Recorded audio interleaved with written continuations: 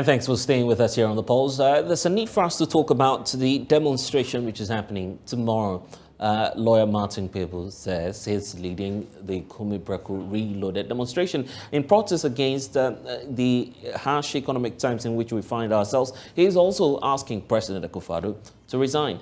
Lawyer Martin Kpebu, thank you for joining us here on The Pulse. Have you cleared the way with the Ghana Police Service? Counsel, I'm just wondering if you've cleared the way with the Ghana Police Service.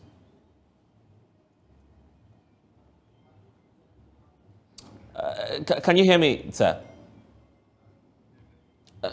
Lawyer Martin Kpebu, if you're with us, I'm just asking if all is set for tomorrow's demonstration.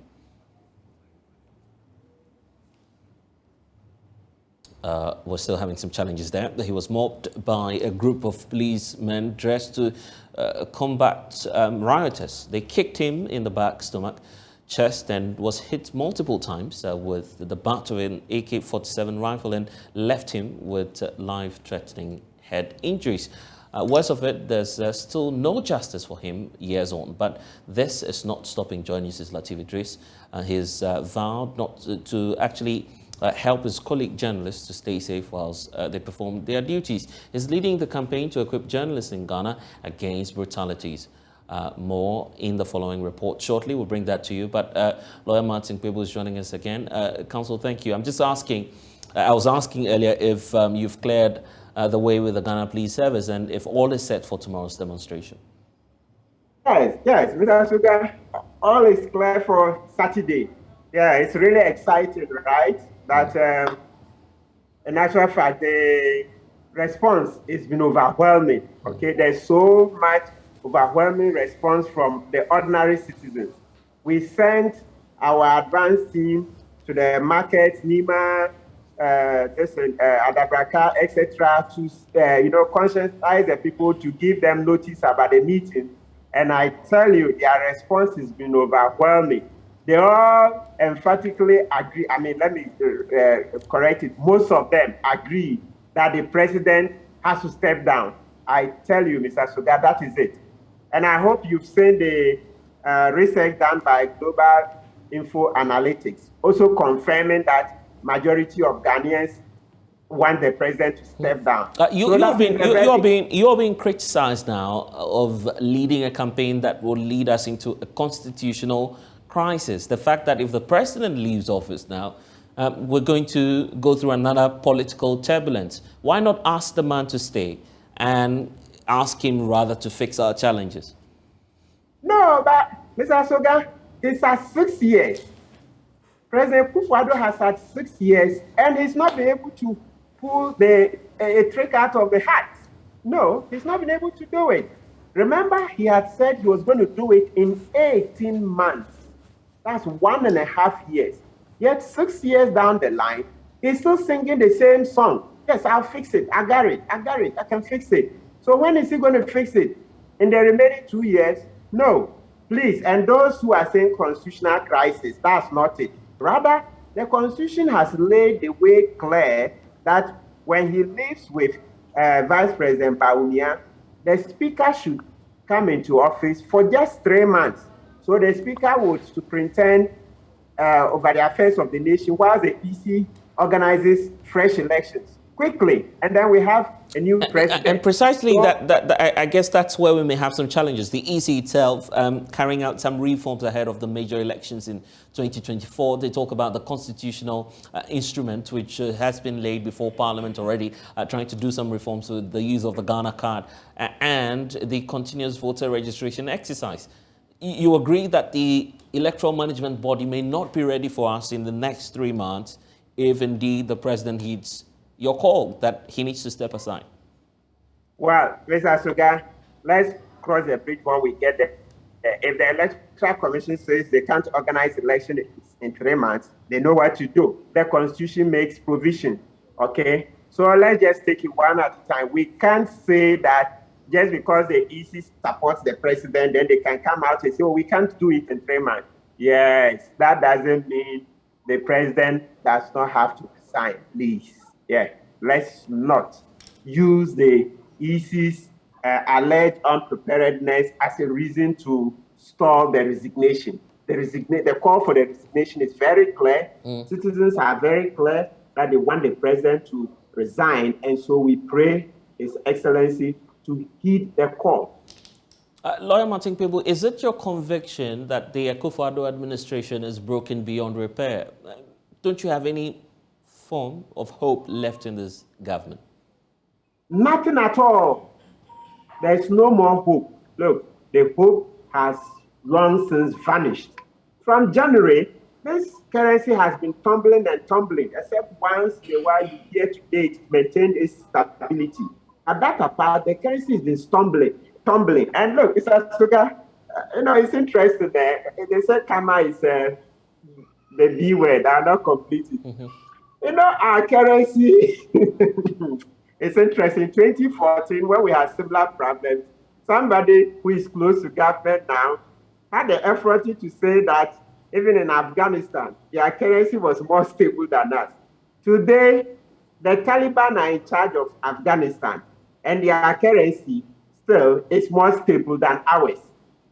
Today, the Taliban are in charge of Afghanistan, yet their currency is more stable than ours. In 2014, when we're talking, the U.S. had occupied Afghanistan. It wasn't under the control of the Taliban. But today, that we've given it to the U.S. has withdrawn, and Afghanistan is in the hands of the Taliban, that the world doesn't like. Their currency is more stable than the Ghanaian currency. Please, President Akufo-Addo, just go, step down. The research, which is scientific, has confirmed it, that Ghanaians want President Akufo-Addo to step down, and so Vice President Bawumia will follow. Some reactions have been greeting your announcement to lead the demonstration on Saturday. One of the notable groups is the Economic Fighters League. They talk about engagements with your group. The fear is that your ideas may be diluted eventually, and we may have political infiltration into what you're doing. At least the EFL is saying you're carrying this on a non-partisan basis. But I mean, looking at the interest that this is generating, the fear is that you may lose some focus along the line. Well, it happens. It's good that fellow citizens are thinking about it and expressing concern. That's good. So with this question, naturally, you see that it will lead to some introspection. Just this afternoon, I was having a conversation with some of the group members on this matter, where they were cautioning the same thing, that we should be careful that political parties don't infiltrate. And that's exactly what we are going to do. Mr. Sogah, I am not affiliated to any political party, and so I intend this group to stay. We are not doing it for any political party, and it will always be the same, non-partisan. It's just a call by ordinary citizens who are suffering, while the president and his family have become very rich. You say, the president and his family have become rich at the expense of the Ghanaian people. While they were borrowing left, right, center, reckless borrowing, Data Bank became richer and richer. Data Bank owned by Oforiatta and his friends, and Oforiatta is the president's cousin. So you see that the president's family is getting richer, while the Ghanaian people are getting poorer and poorer. That is the situation we want to stop, because Article 284 says that we should stop conflict of interest. Conflict of interest. People's personal interest in Data Bank was conflicting with the state's interest in making sure that the economy is managed in such a way as to prevent what we are experiencing now. Skyrocketing prices, the collapse of the cedi, etc., etc. Government is taking some remedial measures already. The IMF negotiations are still on. What would it take for you to reverse your demand? And some have said, at least if you don't get the president leaving office, you would be okay settling for the finance minister to leave office. Which is which? No, settling for the finance minister to leave, no. It's not something I'll ask for. If the president doesn't leave voluntarily, that's under Article 66, we will call on Parliament to impeach him under Article 69. As for this particular state of affairs, President Akufo-Addo has to take personal responsibility he has to take personal responsibility as president of the republic for what has happened to us. So he has to just go. It's as if he doesn't go there, it means that we are rewarding him. That's President Akufo-Addo have honor. If he does, then the right thing is for him to go. Because look, Mr. Sogah, in 2012, you see the video making the rounds. I pray that you play. You see President Akufo-Addo indicating that when President Mills came, that's at the time President Akufo was leaving, it was $1, 1 cedi. And then when President Mills came, the Mills Mahama regime, it became $1, 2 cedis. And he said if it was him, he would have resigned. But the people we were dealing with at the time had no integrity, and so they weren't going to do it, right? They were more interested in corruption and etc. Today, what do we see? Is it not worse? Is it not worse? At the time he came, look, roughly, we can call it 4 cedis. At the time he came, 2017, it was $1. Yeah, but that's today, precisely why I'm asking the question, that what would be that negotiating point for you? What would it take for you to reverse your decision? If the president is able to do some magic, turn things around within the next couple of weeks, that should suffice, right? You'll be okay. Mr. Sogah, this magic, wow. 1 cedi, sorry, $1, 4 cedis. No, I mean, but it's as though you are just throwing everything away. I mean, just hoping that things will get worse, but that's part of the criticism facing you as well. I'll be very happy if he can do it. If President Akufo-Addo, even Nasa, if he can get $1, 7 cedis by next Thursday, he should remain. So 1 week from today, $1, 7 cedis, it's okay. $1, 7 cedis. We'll take it like that. Because, Mr. Sogah, don't forget, look, I was one of the most ardent supporters of President Akufo-Addo. Look, there are tapes. You see 2016, the last political talk show on TV3 before the elections. You would see me in there rooting for President Akufo-Addo. 2020, the last political talk show on City FM and City TV before the election. You find me there still supporting him. But finally, the scales are falling off my eyes. I've seen that, no, it's not going to change. That's why I've reversed course. Okay, so let's not take it as if I've never liked him. Sometimes people say things that they don't know. I have been bold enough to defend and to support the president publicly. So if as the same person now, I see that, no, supporting him is untenable, yes, I have to do the needful. That's to say, I no longer support him, and so he should go. Politically, what's your take on the fact that the president basically has nothing to lose now? He's serving in his final term.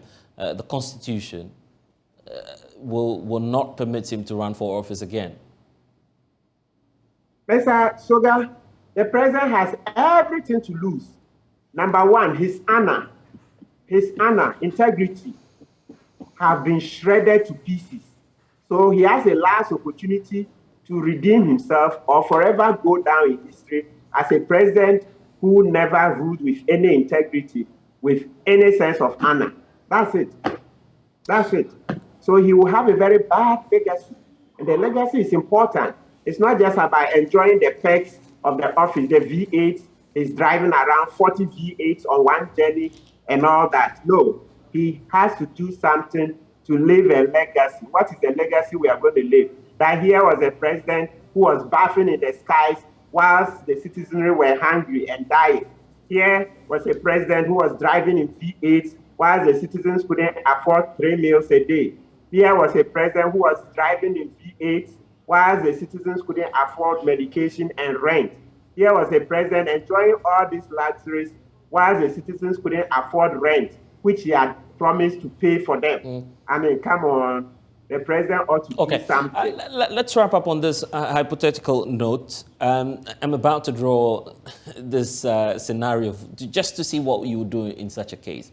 You were talking about the fact that you're not open to political infiltration. If you had a call from, for instance, the former president, John Mahama, calling you to urge you on and to say he's going to participate in Saturday's demonstration together with rank and file of the NDC, what would you say to such a political figure? A favor? No. You see, let's be clear about this. It's a demonstration. I cannot stop anybody from coming, but I can't also be endorsing former President Mahama. No, I can't stop anybody. But because constitutionally, I can't stop him from coming. But I can't also be endorsing him. No. So, Mr. Sogah, no. It doesn't look that way. Yeah. He's a citizen, so if he wants to participate, yes, he can come. And that's why I'm asking what you do in such a situation. What? No, so it means that I just have to be careful that if President Mama is here, I don't go too close so that the cameras will capture us together. Yes, so I have to just keep a certain distance so that there is that neutrality. But he's a citizen, he's allowed to come. Yes, he did his bit, we're not happy with him, and we voted him out. If today he's learned a lesson and he says he wants to come and participate in the demonstration, yes, he's welcome. He's a citizen. Yes. Anyway, Council, we'll leave it here. I'll see you on Saturday. Thank you for joining us here on The Pulse.